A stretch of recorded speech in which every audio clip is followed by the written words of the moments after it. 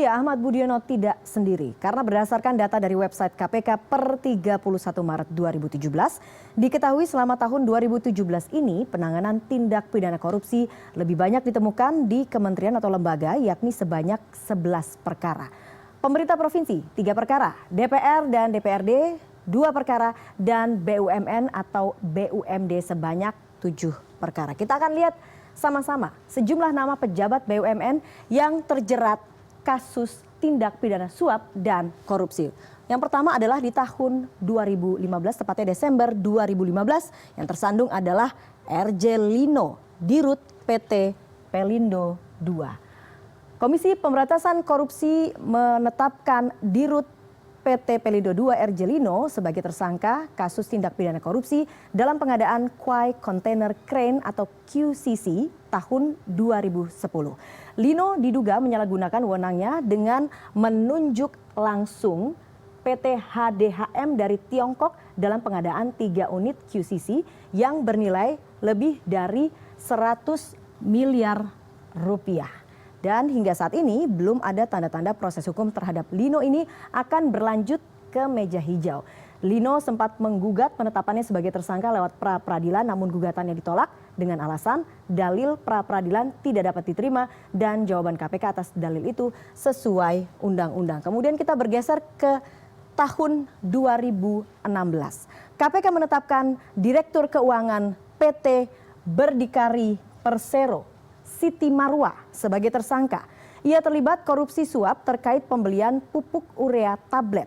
Siti Marwah divonis 4 tahun penjara dan denda 500 juta rupiah subsidiar 3 bulan kurungan. Karena Siti terbukti menerima fee sebesar 2,2 miliar rupiah terkait jual beli pupuk dengan sejumlah rekanan bisnis PT Berdikari.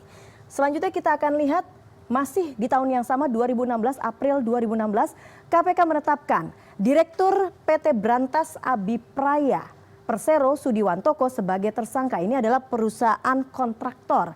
Ia terkena kasus suap penghentian penyidikan kasus korupsi yang ditangani Kejaksaan Tinggi DKI Jakarta. Sudi divonis 3 tahun penjara dan dikenakan denda 150 juta rupiah, subsidiar 3 bulan kurungan.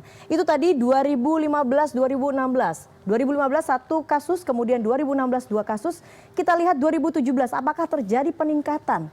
Januari 2017, baru di awal tahun 2017.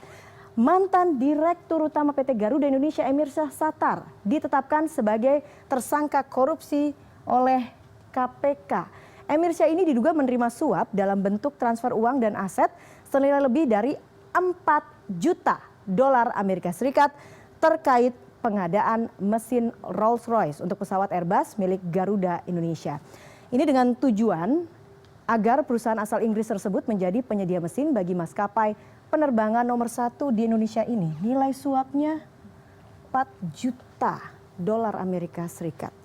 Selanjutnya kita akan lihat masih di tahun 2017, tentunya bulan Maret 2017, Direktur Utama PT PAL Indonesia M. Firmansyah Arifin dicokok oleh Komisi Pemberantasan Korupsi. Firmansyah dan sejumlah koleganya diduga menerima suap terkait pembuatan 2 kapal perang untuk pemerintah Filipina, sesuatu prestasi sebetulnya untuk Indonesia. Proyek pengadaan 2 kapal perang tersebut senilai 86,96 juta dolar Amerika Serikat. Sementara suap terhadap Firmansyah datanya masih belum diklarifikasi. Selanjutnya di bulan Mei 2017, KPK menetapkan mantan Direktur Utama PT Jasindo Budi Cahyono sebagai tersangka dugaan korupsi. Budi menjadi tersangka terkait dengan dugaan korupsi pembayaran komisi terhadap kegiatan fiktif agen PT Jasindo. Akibatnya negara diduga dirugikan sekitar 15 miliar rupiah. Dan yang terakhir adalah penangkapan yang dilakukan Sabtu malam Direktur Utama PT Garam Persero Ahmad Budiono. Ia ditangkap setelah ditetapkan sebagai tersangka dalam kasus penyalahgunaan izin impor dan distribusi garam industri sebanyak 75.000 ton. Jadi untuk tahun ini saja, tahun 2017, sudah 4 orang bos maupun mantan bos BUMN yang ditetapkan sebagai tersangka kasus korupsi. Ini patut menjadi catatan bagi Kementerian BUMN untuk lebih selektif dalam menjaring pejabat di perusahaan plat merah selanjutnya.